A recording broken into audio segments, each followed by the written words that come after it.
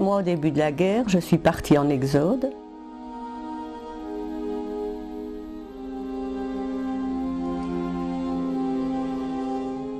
Mon père ayant vécu celle de 14, et craignant pour ses filles, nous avons pris en famille la décision de partir. Nous étions 16, dont ma grand-mère, âgée de 78 ans, notre famille bien sûr, et une tante, un oncle et leurs enfants, mais un bébé âgé seulement de 2 mois, dans une poussette donc. De Montréal-May, nous sommes partis vers Frères, Silhenrieux. Nous étions la nuit à Silhenrieux. Nous sommes allés direction Civry. Là, nous avons passé la nuit, je pense, et un peu de repos la journée. Alors après, nous avons continué le voyage, entre guillemets, et traversé la ligne Maginot. Là, nous avons été bombardés en plein bois. C'était assez inquiétant. Nous étions finalement presque tombés dans un trou et attendant les avions autour de nous. Nous sommes restés là tout un moment, nous croyant morts. Et puis nous avons repris le chemin. Mais là, vraiment, nous croyons notre dernière heure arrivée, à nous tous. Au moment donc de la déclaration de la guerre, tout le monde s'évacuait, comme on disait, on partait en exode, et alors nous sommes partis aussi, mais maman pleurait. Et papa a décidé, on va arrêter, on partira demain. Et quand le lendemain, c'était trop tard, les Allemands étaient là, nous ne sommes plus partis. Et il y a des familles qui sont parties et qui ne sont plus revenues. On est partis en exode, toute la famille. Nous étions donc 5 enfants, mes parents. Là, bien sûr, tout se faisait à pied, en se cachant dans les granges, parce qu'on tirait, il y avait quand même des avions et tout ça. Là, oui, là on a eu faim. On n'a bu que de l'eau. Heureusement que maman avait pris des boîtes de sucre en morceaux pour mettre dans l'eau, ce qui nous a nourris en somme. Ça n'a duré que 4-5 jours, direz-vous, mais quand même, ça c'est des choses qu'on ne sait pas oublier, ça. Non. Papa avait chargé son camion de tout ce qui était nécessaire en vue d'une évacuation. Et nous avions une peur bleue des Allemands. Donc on pensait toujours évacuer. Seulement, à un moment donné, mon papa surveillait pour voir si on allait partir ou pas. Et à un moment donné, il a dit, trop tard, les Allemands sont là au-dessus sur la place qui descendent. Donc, nous étions obligés de rester. Nous avons pris la direction de La Capelle. Nous sommes arrêtés dans une ferme et là, nous avons été obligés d'ouvrir les portes des gardes-manger et nous nourrir un peu. Nous étions vraiment sans aucune nourriture. Pendant ce temps, les bruits se rapprochaient et mon père est allé voir et a vu non plus l'armée française, mais l'armée allemande. Alors il s'est dit, bon, maintenant nous n'avons plus qu'une chose à faire, c'est de rester ici, récupérer un peu et regagner la Belgique. Nous sommes rentrés, donc il y avait mon grand-père, ma grand-mère, mes parents, on était tous, et même des autres de Fontenelle, on était tous ensemble, tellement on avait eu peur et tout ça. Oh!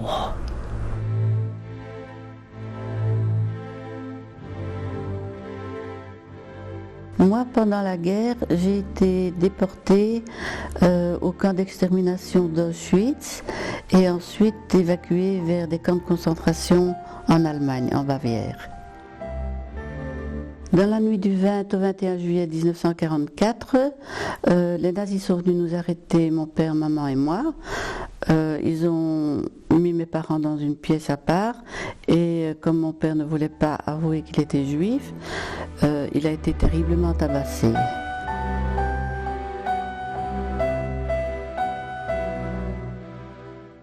On nous a transportés en camion bâché surveillé par des SS vers la caserne d'Ossin de Malines. Le commandant de la caserne nous a annoncé que nous partions le lendemain.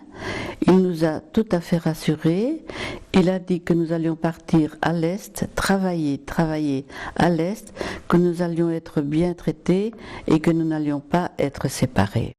Moi, j'ai vécu la guerre en tant que déportée. Je suis partie en Allemagne avec le dernier train des femmes qui partait, malheureusement. Le lendemain matin, avec un numéro de transport à notre cou, nous sommes sortis de la caserne et nous nous sommes retrouvés quasi immédiatement devant un train de wagons à bestiaux. Nous y sommes montés entre 60 et 80 personnes, alors que ce wagon était prévu pour 8 chevaux, avec un petit colis de vivres, quelques bouteilles d'eau, un peu de paille par terre et un grand seau dans un coin et 2 petites ouvertures sur les côtés du wagon. Et les portes se sont fermées sur nous. Le train a commencé à avancer et à rouler. Sur le quai de Auschwitz-Birkenau, nous nous sommes retrouvés face à des jeunes gens en costume rayé. C'étaient les prisonniers du camp. Il y avait des SS avec des fouets, avec des chiens qui aboyaient pour nous mordre.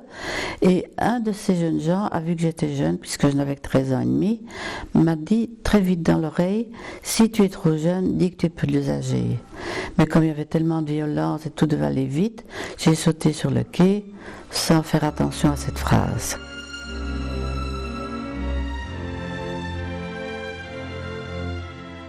Je suis arrivée à Berlin.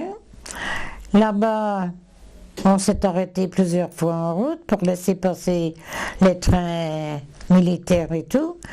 Alors je suis arrivée à Berlin que je ne savais pas où j'étais. Et le lendemain, on nous a présentés à l'usine. Au bout du quai, c'est très grand, hein, c'est très long, il y avait 2 grands camions et des SS. Et surtout un SS important, les femmes passent devant lui et au fur et à mesure, il sépare les femmes, il en fait 2 files. Et on voit que montent dans les camions les femmes avec les enfants, des femmes âgées, des femmes malades par le voyage, des femmes enceintes aussi. Et de l'autre côté, il met les jeunes filles à partir de 15 ans et demi, 16 ans, jeunes filles et femmes jusqu'à environ 45-48 ans. J'étais bien formée pour mon âge, heureusement, encore habillée, et je tenais maman par les épaules, et le SS m'a demandé, en désignant maman, Mutter.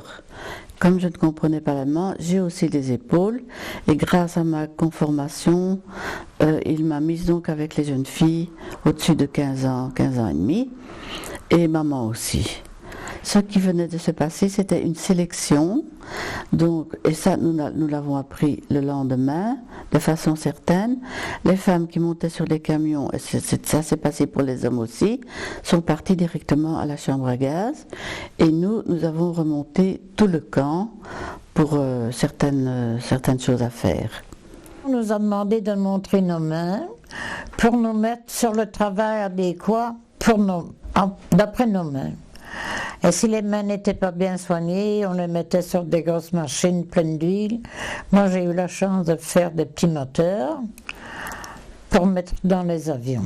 On nous a donné l'ordre de nous déshabiller complètement nus, dehors, devant des hommes, devant des SS. On ne voulait pas, bien sûr, on a dû le faire. On s'est déshabillés toutes nues et on est rentré dans un local où des prisonniers, toujours des prisonniers, nous ont fait asseoir sur des tabourets et nous ont rasé complètement la tête et les poils du corps. Tout ça sont des chocs les uns après les autres, vous imaginez bien. On nous a fait passer après une douche sans savon, sans essuie. Nous sommes ressortis mouillés de ce local qu'on appelle le sauna. c'est un beau nom pour un bâtiment horrible. Et puis dehors de nouveau, nous avons dû ramasser par terre une vieille loque et une vieille paire de savates. Une vieille loque qui servait de robe, et une vieille paire de savates, sans doute utilisée par des prisonnières décédées. Et on ne s'est plus reconnu tellement on était déshumanisés, vraiment.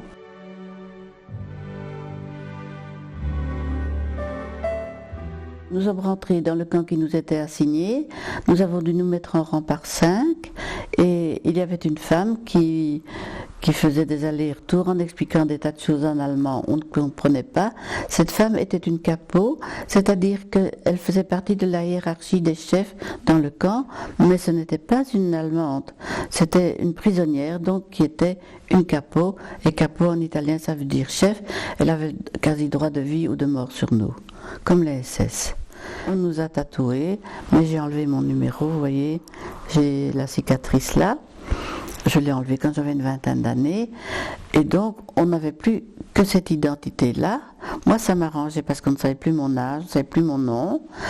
Mais c'était quand même tatoué comme du bétail pour l'abattoir. D'après mes mains, je pouvais éplucher les pommes de terre. Et les pommes de terre, c'était pour faire de la purée pour les Allemands. Et les épluchures, je sais que c'était pour faire la soupe pour les Italiens, qui crevaient vraiment de faim. Quand j'étais à la cuisine pour servir de la soupe pour tous les étrangers, les Italiens rampaient le long des murs et ramassaient n'importe quelle boîte à conserve dans la cour pour venir ramasser dans les seaux la soupe qui restait que les autres n'avaient pas voulu manger. C'était les Italiens qui étaient contents assez de les avoir.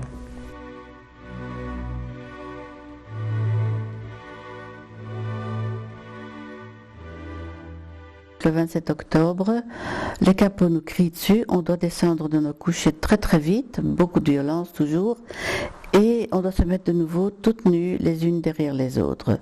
Donc environ 700-800 femmes, les unes derrière les autres. Au bout de la baraque, il y a de nouveau un SS avec la chef du camp et une capot, et là on comprend tout de suite c'est une sélection. Je suis devant le docteur Mengele. Il faut essayer de retenir ce nom parce que lui, elle a fait beaucoup de sélections et aussi des expériences médicales sur des adultes et sur des enfants qu'il avait gardés. Et je n'ai que 13 ans et demi quand même. Hein. Je suis devant lui, il a l'habitude, il voit que je suis très jeune et en allemand, il me demande « Quel âge as-tu » Alors j'aime autant vous dire, j'avais mon cœur dans ma gorge, qui battait dans ma gorge. Pendant une seconde, j'ai hésité à mentir parce que j'avais été bien éduquée. Et puis je me suis rendu compte que c'était ma vie que je devais sauver. Et j'ai osé le regarder dans les yeux, ce que les SS ne supportaient pas. Et je lui ai dit en français 16 ans et demi. Donc je me suis donné 3 ans de plus. J'étais encore un peu en forme, j'avais encore un peu ce qu'il fallait de féminin, toute nue quand même. La capot lui a traduit, il a tourné 3 fois autour de moi et il m'a fait un geste, je pouvais sortir. Et j'ai rejoint maman, j'ai donc échappé à la 2e sélection.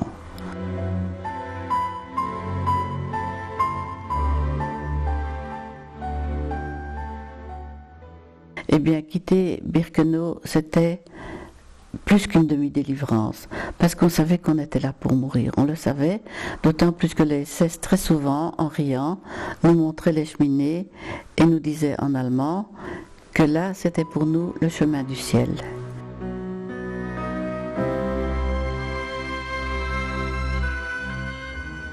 Un jour, on nous a conduits vers un bâtiment, les SS nous ont conduits vers un bâtiment, et là-bas on devait être tous fusillés et ça devait tomber sur le dos des Russes. Arrivé devant le bâtiment, donc, moi j'ai entendu un SS crier « On a oublié la clé à Berlin ». Et il y en a un qui est parti chercher la clé, mais il n'a pas pu arriver jusqu'à nous parce que les Russes étaient déjà trop près. Voilà, et c'est ça qui a fait que nous n'avons pas été fusillés.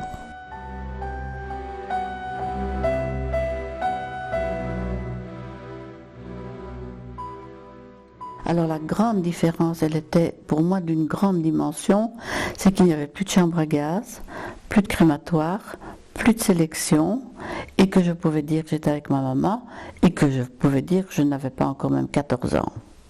Donc psychologiquement, c'était tout à fait différent, mais physiquement, matériellement, les conditions étaient les mêmes.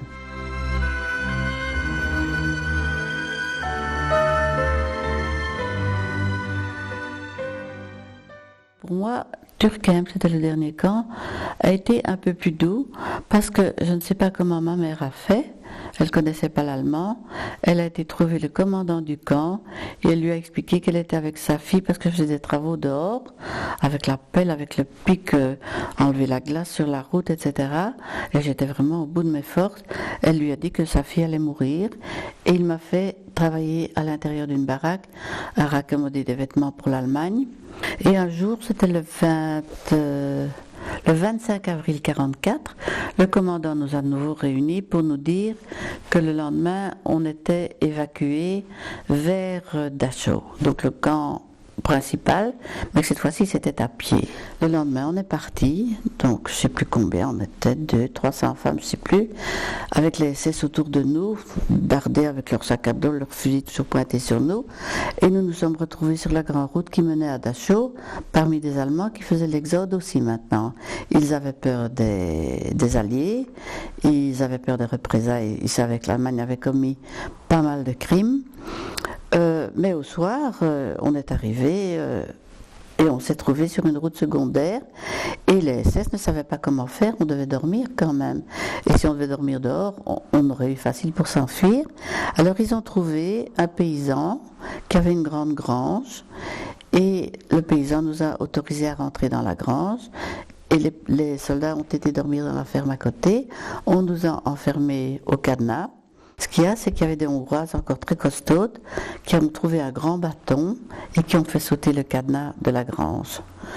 Alors aussitôt, maman, Dora et moi et d'autres derrière nous ont poussé la porte et on a commencé à courir.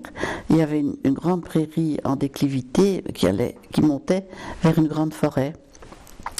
Et nous avons commencé à courir, faible d'abord, avec tout ce qu'on n'avait pas mangé, des semelles en bois. On courait, et les SS se sont aperçus de ça, ils ont commencé à nous tirer dans le dos. Alors c'était effrayant, on entendait les balles siffler à nos oreilles, éclater dans la forêt. Et à un certain moment, des femmes derrière nous ont crié de nous rendre parce qu'on allait être tués. Et j'ai crié à maman, j'en pouvais plus d'ailleurs. J'ai crié maman, j'en peux plus, je m'arrête. Et maman, tout en courant sur ses petites jambes, Dora aussi, elle était devant moi, m'a crié, si on t'arrête, on te rase de nouveau les cheveux. Et rien que l'idée qu'on allait me raser les cheveux, j'ai pris mon courage, j'ai couru et on est arrivé à la forêt. Elles m'ont tiré à l'intérieur parce que j'étais vraiment à bout et on a pénétré profondément dans la forêt. Les SS ne nous ont pas cherché longtemps, ils ont pris le groupe de femmes et ils sont partis vers Dachau.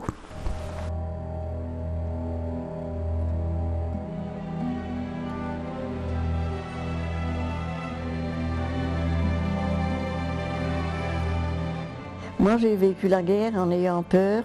J'avais 14 ans et j'avais très peur des bombardements. Chaque fois qu'il y avait une alerte, on prévoyait donc un bombardement, mais on ne savait jamais où. Alors, le problème que c'était, c'est que maman ne voulait pas nous suivre dans le jardin. Elle préférait être à l'abri dans la maison ou dans la cave, alors que nous, papa et moi, nous préférions être en plein air, dans le jardin. Il nous semblait que c'était mieux. Moi, j'avais peur d'être ensevelie, quoi. On devait se séparer chaque fois. Moi, j'ai subi le bombardement dans le bois. Et paisiblement, je me suis endormie, tellement j'étais relaxe. J'avais 17 ans quand j'ai été opérée à l'hôpital et je ne pouvais pas bouger parce que j'avais des grandes complications. C'était une simple opération d'appendice, mais comme j'avais peur, la plaie ne se guérissait pas et j'avais des complications, quoi. J'ai dû rester 25 jours à l'hôpital à cause de ça, mais la nuit, la caserne de Charleroi, qui était près de l'hôpital civil, elle tirait avec des canons chaque fois que les avions passaient. Et tous les gens qui savaient marcher couraient à l'abri dans l'hôpital et moi je devais rester, je me suis trouvée seule dans un couloir, tout le monde à l'abri et moi j'étais toute seule dans mon lit. Et là je vous assure que j'avais peur. Hein. Je n'aurais pas osé désobéir aux Allemands. Quand j'en voyais un, je n'aurais pas osé le regarder dans les yeux. J'en avais une peur bleue. Avec ma sœur, nous nous sommes fait attraper. À la longue de narguer les Allemands, nous avons eu notre leçon. C'est ainsi que cet Allemand entré dans le magasin voulait du chocolat. Ma sœur lui en présente. Nix, chocolat, qui répétait. Elle lui montre des diables mots. Nix, nix. À la longue de nix, nix, on a compris que c'était des pralines. Alors ma sœur se retourne et elle me dit d'où ce qui vit c'était là du l'hermoine. Et l'espèce d'Allemand nous répond en bon français, il n'y a pas besoin de me remener, madame, je viens d'arriver. Cette fois-ci, c'était nous qui avions été pris au piège. Les Rexis avaient un costume noir, hein. C'était un costume à eux spécial. Donc on savait qu'ils étaient Rexis et on les craignait parce qu'on ne savait jamais ce qu'ils pensaient. On ne savait pas. Et quand ils faisaient des rafles, alors ça je n'ai pas vu parce qu'on était cachés dans la maison à ce moment-là. Mais on entendait les bottes pendant la nuit, pom, pom, comme ça, les bottes qui... Et on ne savait jamais où ils allaient s'arrêter. Et ils ont arrêté à côté de chez moi, ils ont pris un jeune homme qui n'est plus revenu. Dans la nuit, on entendait à 2-3 heures du matin, bloum, bloum, bloum, bloum, qui marchait. Et ça faisait du bruit, hein. On était éveillés tout le monde. Et ça, c'était chaque fois quand ils tuaient un Rexis important, c'était la résistance qui faisait ça. Alors on faisait des rafles qu'ils appelaient, pour punir parce qu'on avait tué quelqu'un d'important dans les Rexis.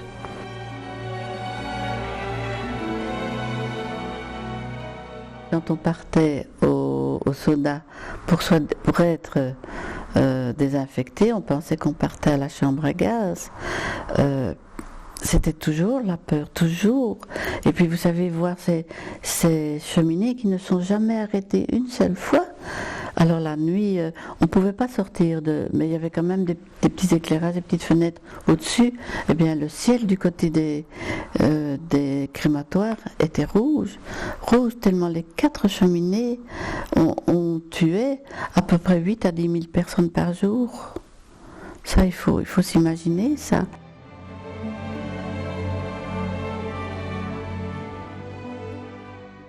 Un jour, on a bombardé notre bâtiment et puis un jeune homme qui est rentré dans notre bâtiment et qui a volé une valise à une personne. Il a peut-être cru qu'il y avait à manger là-dedans. Alors la fille a crié au secours et notre bâtiment était gardé par de la police. Il y a un policier qui est sorti, il a attrapé le garçon. Et tout de suite, il y a des gendarmes qui sont arrivés, ils ont sorti leur revolver et ils l'ont abattu devant moi. Il est tombé dans la rigole et il était mort.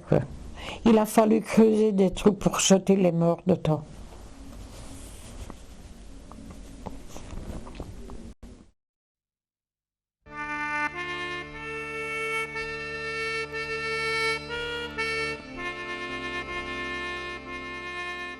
Moi, la guerre, je l'ai vécue en ayant très faim et en ayant la vie dure.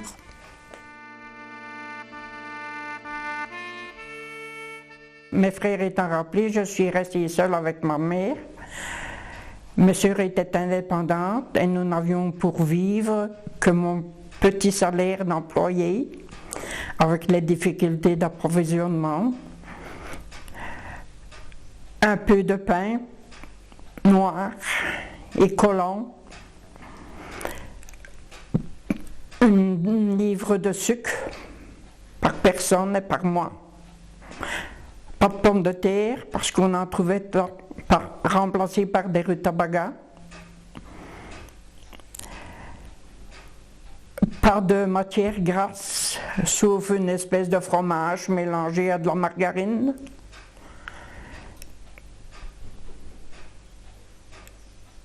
Je dois dire qu'on a eu faim. Nous habitions Fontenelle avec mes parents, dans une ferme. J'ai aidé mes parents, surtout ma maman, parce qu'elle avait beaucoup à traire et je l'ai aidée aussi à traire les vaches. Alors on faisait du beurre, on avait des œufs et ça nous aidait à savoir nourrir la famille. Papa faisait un jardin, donc il avait un jardin. On avait tous les légumes, maman faisait toujours de la bonne soupe, c'était déjà intéressant.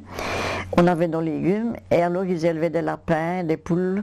J'avais des œufs comme ça. Et puis ils tuaient les lapins, ils tuaient les poules. Donc je ne peux pas dire que j'ai eu souffert de la faim. Parce que maman s'est toujours bien débrouillée pour trouver ce qu'il fallait pour se nourrir, quoi. Nous avions des animaux et parce qu'on avait faim, on a tué un veau ou une vache, ça dépendait. Je réservais mes vacances pour aller au rabat, c'est-à-dire aller ramasser les pommes de terre que le fermier nous laissait. Et cette fois, j'avais réussi à tomber sur un rayon de grosses pommes de terre. Il y avait même une Polonaise qui me l'avait essayé de chipper. Le fermier avait mis halte là. Et j'avais réussi à remplir le sac que ma mère avait consolidé pour que je puisse le tirer, n'étant pas fort assez pour le porter. Le sac bien rempli, je suis arrivée à l'arrêt de tram. Et il y a un homme charitable qui m'a aidé à monter mon sac, mais le tram a démarré sans moi. Et toute ma récolte du jour est passée sous mon nez. Bien sûr, j'ai pleuré, ça n'a avancé à rien.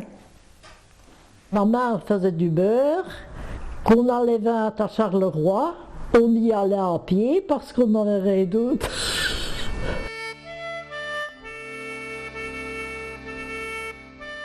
On avait des droits parce qu'on était famille nombreuse d'avoir autant de farine.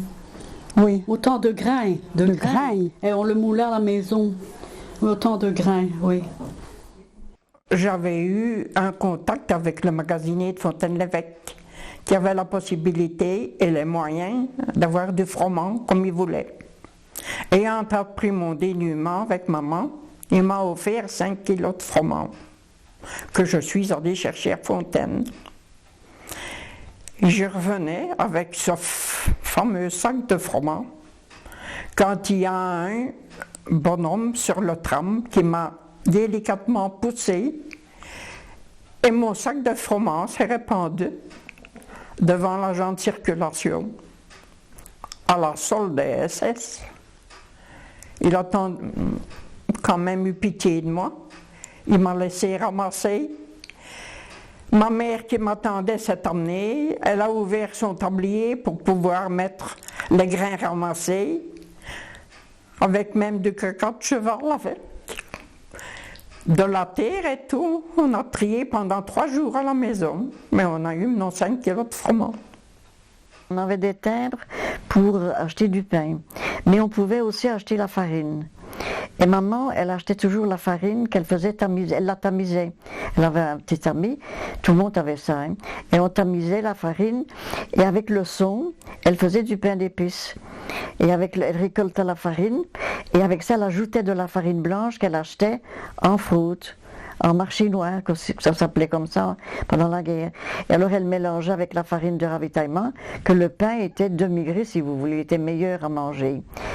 Et alors, elle a aussi acheté un pain blanc, mais ça c'était aussi en fraude, des gens qui vendaient des pains blancs, 80 francs, et c'était la journée de mon papa, dans la mine.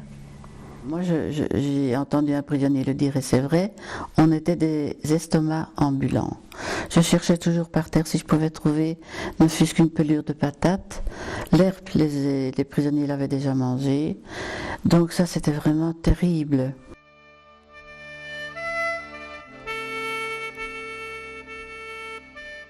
En plus de la vie dure, j'avais une patronne qui était plus que mesquine.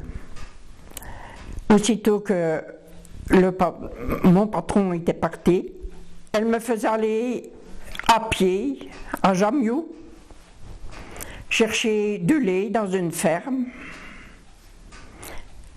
La personne très gentille m'avait donné 1 litre de lait, voyant que j'avais faim. Et quand je suis rentrée, la charmante patronne, au lieu de prendre ses 3 litres, a pris mes 4 litres, en disant que j'étais jeune, que je n'en avais pas besoin. Elle arrangeait son sucre en pyramide pour ne pas que je puisse en prendre un. Elle me faisait cueillir ses prunes en me faisant siffler de peur que je n'en mange une. Nous allions dans les fermes demander un peu l'aumône, quoi, pour pouvoir avoir à manger pour toute la famille. Celui qui était pauvre, qui n'avait pas, on leur donnait, hein. Nous ou dans les fermes, hein, que je parle, parce que les autres avaient faim, hein.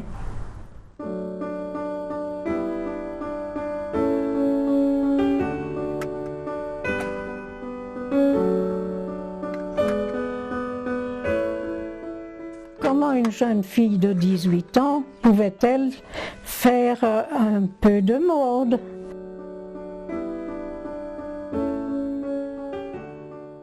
Eh bien moi, j'avais un esprit créatif et j'ai pensé que des rubans on en trouvait. Et j'ai cousu ensemble tous les rubans et je me suis fait une jolie blouse. Il faut être inventif. Dans les familles, beaucoup avaient des couvre-lits faits au crochet ou au tricot. Eh bien, pendant la guerre, on ne trouvait pas des bas facilement. Et certainement pas des bas nylon, bien sûr. Alors, qu'est-ce qu'on faisait? On détricotait le couvre-lit et on faisait des bas 3/4, avec des torsades, avec des points fantaisie.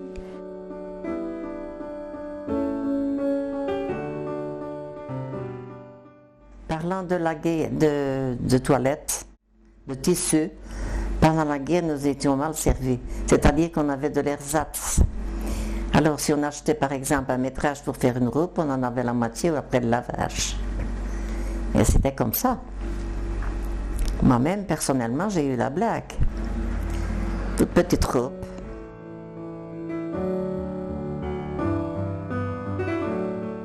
On avait des timbres, hein, pour avoir du tissu aussi, ben ils appelaient ça de l'ersatz. Hein. Et alors maman décousait certaines robes à elle, donc comme elle était plus forte que moi, et elle arrivait à me faire des robes avec ça. Et en plus, elle avait des toiles, comme on était italien, j'avais des toiles de lin, des draps de lit en toile de lin, et avec ça, elle me faisait pour l'été des vestes d'été blanches. Mais ça, il y avait beaucoup de gens qui en faisaient, hein, avec des draps de lit. Ils faisaient des vestes comme ça d'été, ça chiffonnait fort, mais enfin, on avait une petite veste blanche, quoi.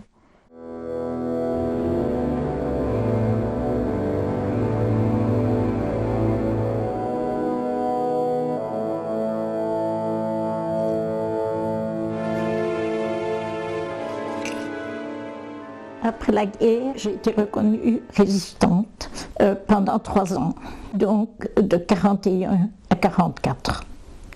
Moi, j'ai vécu la guerre en tant que fille de résistant.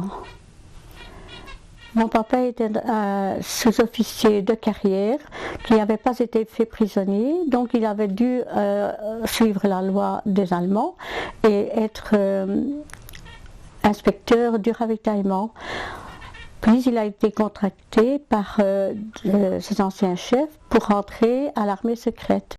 Je me suis engagée dans un mouvement de résistance, le mouvement national belge, qui était reconnu.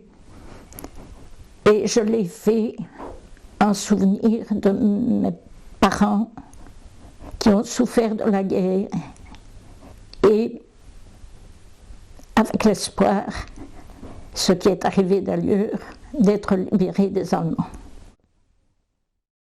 Pendant les années de résistance, donc, on a d'abord commencé par imprimer des tracts. Puis, évidemment, ça s'est agrandi. On a transporté des armes. On a assisté à des parachutages. Les journaux clandestins étaient faits chez nous, à la maison, et étaient distribués surtout le soir, pour ne pas risquer de se faire prendre par les bouches. La maison était donc une boîte postale où tous les jours il y avait un juif qui venait s'installer, soi-disant pour faire de la couture, mais surtout pour être là en cas où il y avait des documents à porter, parce que il apportait lui aussi des caractères d'imprimerie, des tracts, de la dynamite, et tout ça devait être livré par après, dispersé donc à d'autres personnes qu'on devait contacter. Et c'est là que j'intervenais parfois pour prendre mon vélo. Je m'habillais comme une petite fille, je prenais mon vélo, c'était interdit d'avoir encore un vélo, je passais devant les Allemands en rigolant, et j'allais à droite et à gauche là où on me désignait. J'ai été dénoncée par une personne, un journaliste qui habitait près de chez nous. Et donc à ce moment-là, la Werbestel m'a envoyé des convocations auxquelles je n'ai pas répondu bien sûr. Et la dernière, on prévenait que c'est mon père qui allait être pris. Alors évidemment, je me suis rendue à la Werbestel avec maman, qui avait un paquet sur les bras. Et mon père était dehors, nous dedans. Là, on a eu... j'ai eu la chance d'avoir ma maman parce qu'elle m'a fait rester polie vis-à-vis de l'allemand. Il y avait un rexiste qui était là aussi. Et j'avais à ce moment-là fait une fausse carte de travail, parce que je faisais des fausses cartes d'identité, des fausses cartes de travail, tout ça on faisait. Donc je m'étais brunie, comme j'avais pu, pour démontrer que je travaillais dans une ferme. Mais l'Allemand n'a pas été content de ça. Il a dit que je n'étais pas brun assez. Alors j'ai essayé pour tous les moyens de me défendre. Le Rexit voulait absolument m'envoyer au travail en Allemagne. L'Allemand a été gentil. Il m'a laissé la liberté. Il m'a laissé sortir, mais sans papier. Donc à tout moment je pouvais être de nouveau reprise et emmenée alors à ce moment-là. Mais ce qui était plaisant dans l'histoire, si on peut dire, c'est que quand on est sorti, mon père était vert. Il se faisait que le paquet que maman avait était, je pensais que c'était de la graisse, enfin quelque chose de... parce que je voyais bien que c'était gras, mais c'était de la dynamite. Et nous étions rentrés avec ça dans la Werbestel. Ça m'a fait rire après. Mais quand j'ai vu mon père, j'ai cru qu'il allait tomber. Nous avons logé aussi un juif qui était recherché par la Gestapo de Dinan. Il était d'abord venu se réfugier chez un voisin dont le fils venait d'être pris dans une rafle. Et ils nous ont demandé si on ne pouvait pas l'héberger. Il est resté 3 mois à la maison. Et puis, on a réussi à lui procurer des papiers, de faux papiers, comme quoi il était belge et donc réfractaire au travail. Il est rentré à la Libération, donc il est rentré sans problème, mais nous n'avons jamais plus de nouvelles. Notre ami juif, il s'est fait arrêter dans un cinéma par une jeune fille qui l'a entraîné. Et quand il a été arrêté, il a été gardé à la caserne de Trésigny, dans les caves où on les martyrisait, je vais dire.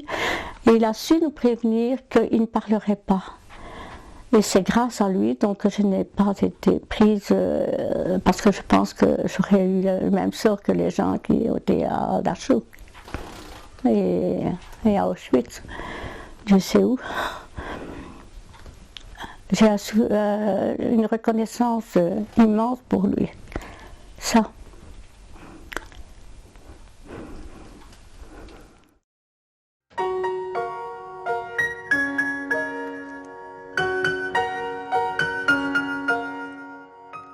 Voilà, pendant la guerre, moi j'ai eu la chance de pouvoir continuer mes études scolaires.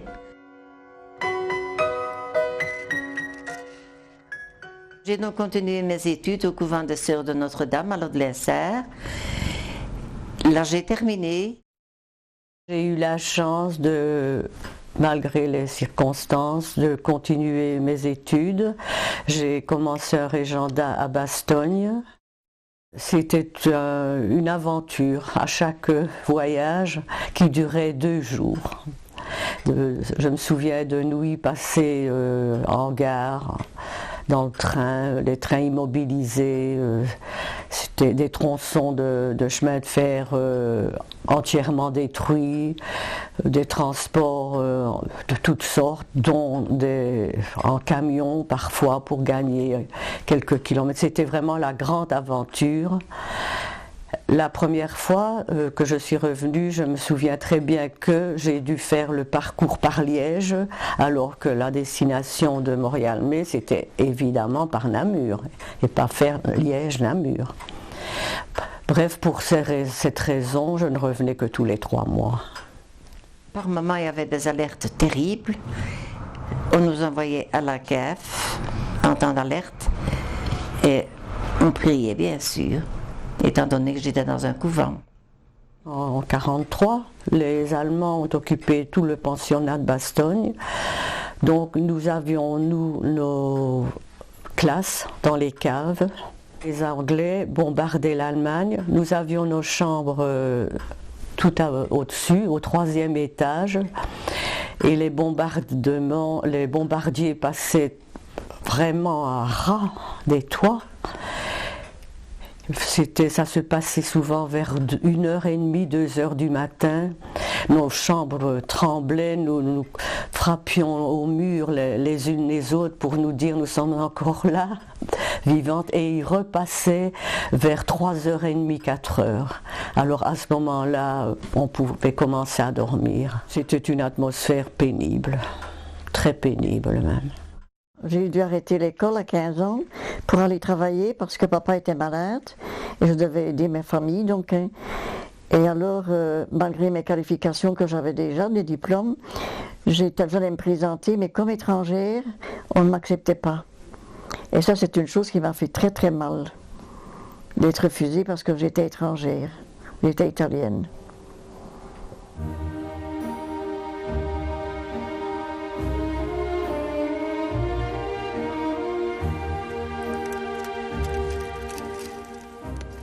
À la Libération, le village a fêté dignement l'événement. Nous avons, entre toutes les organisations, se sont jointes pour fêter donc par des cortèges, des chants, des banderoles. Nous avons vraiment eu une très très grande fête de la Libération. Et moi-même y ai participé avec beaucoup de plaisir.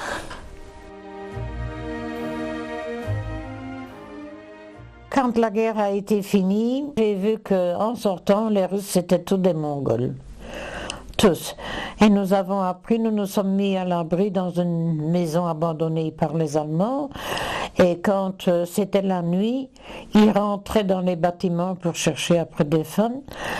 Et on avait entendu des mauvais bruits, qu'ils étaient méchants avec les femmes. Et justement, nous étions dans la cour, il y avait des gros tuyaux en fer. Et je sais que quand on les entendait, parce que dans la pièce devant, on mettait tous les hommes, et dans la pièce derrière, c'était des femmes. Alors on sautait par la fenêtre et on allait se cacher dans les tuyaux. Et il recommençait le lendemain et il disait toujours s'il y avait des femmes, s'il y avait des femmes. Et puis voilà ça. Et puis après, ça avançait. Et nous autres, on continuait à marcher pour chercher les Américains.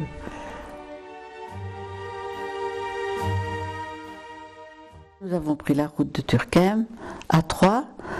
Et il y avait dans l'autre sens plein d'Allemands, des militaires, des civils qui fuyaient donc les Alliés. Et nous, au fond, on allait à la rencontre des Alliés.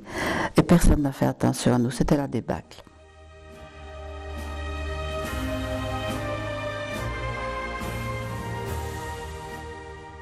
À la libération de Dinant. Dans la rue, donc, nous avions un bâtiment de gens qu'on connaissait très bien d'ailleurs, qui avait derrière chez eux, parce que Dinant, c'est contre les rochers finalement, il y avait une grotte. Alors, presque une partie de la rue s'était réfugiée là, et puis alors il y avait des abris qui avaient été faits un peu plus loin, où ma grand-mère était, fauteuil et tout ça, enfin c'était très bien arrangé, et nous autres, c'était dans cette grotte en question, mais c'était bourré évidemment, hein. Fait que bon, j'ai voyagé tout le temps. Quand il y a eu la libération, bon, tout le monde était bien content, c'est pas ça.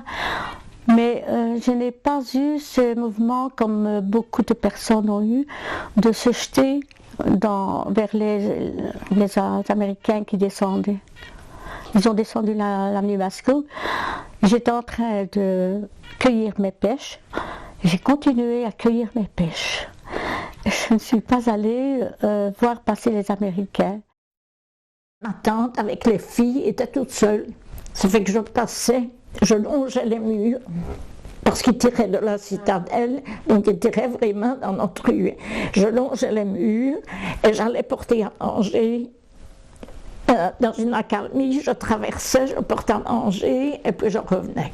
Mais moi, je n'ai pas su rester dans l'abri. Il n'y a rien à faire. Il y avait une personne qui était là et qui n'arrêtait pas de dire des prières. Moi ça me... C'est vrai, c'était quelque chose de déprimant. On a eu de la chance, on est revenu en Belgique et j'ai eu une très grande chance, c'est que je n'y ai pas laissé ma vie, quoi, que j'ai retrouvé ma famille. Je dois vous dire que pendant notre rapatriement, je n'ai pas arrêté de chanter. Pendant les 4 jours qui ont duré de rapatriement, j'étais tellement heureuse, et je dois le dire que même si j'ai eu des jours de bonheur après, ça a été les plus beaux jours de ma vie. Libre, vivante, j'espérais revoir des gens que je connaissais, dont mon père, et arrivé à la gare du Midi, fini de chanter, je me suis retournée de tous les côtés, mon père n'était pas là. Les Allemands, c'est eux qui ont perdu, hein. Ça fait que, hop là, alors les gens rient, ils tapent dans les mains, comme pour dire, ça y est, tu ne feras plus de mots à personne.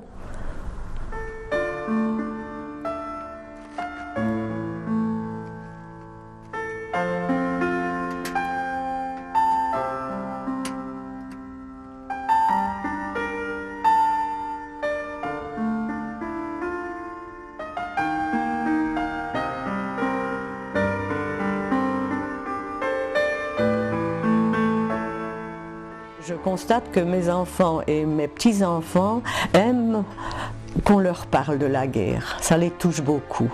Donc ils sentent que là-bas, il y a quand même une leçon qu'on a tirée et je crois qu'ils comprennent qu'on soit un peu différent, qu'on soit parfois un peu rigoureux, tout en étant compréhensif.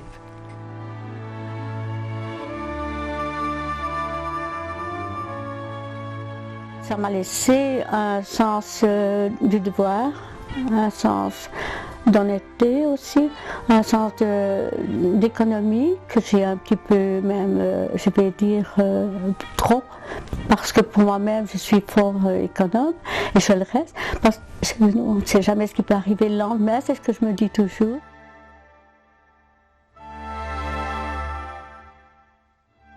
Il ne faut pas demander la guerre parce que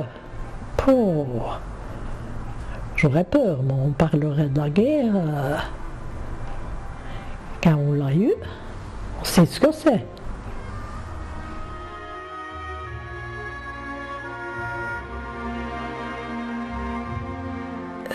La guerre m'a laissé, je dois dire, beaucoup de désespoir, beaucoup, parce qu'on a trop perdu de monde.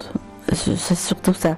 Je crois que si mon père était revenu, si la famille était revenue, j'aurais mieux accepté, parce que, vous savez, j'avais ouvert une parenthèse, je l'avais refermée, et je me disais, c'est un accident de l'histoire, hein, ça ne peut plus se passer. Et d'ailleurs, on a dit plus jamais d'Auschwitz, et puis malheureusement, tout a recommencé.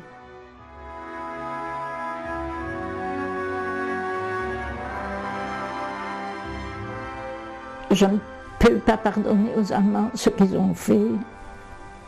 J'ai perdu un deux grands-pères, mon père, tout jeune, des suites de sa déportation, et tout ça, je ne sais pas l'oublier. Et ça sera pour toujours.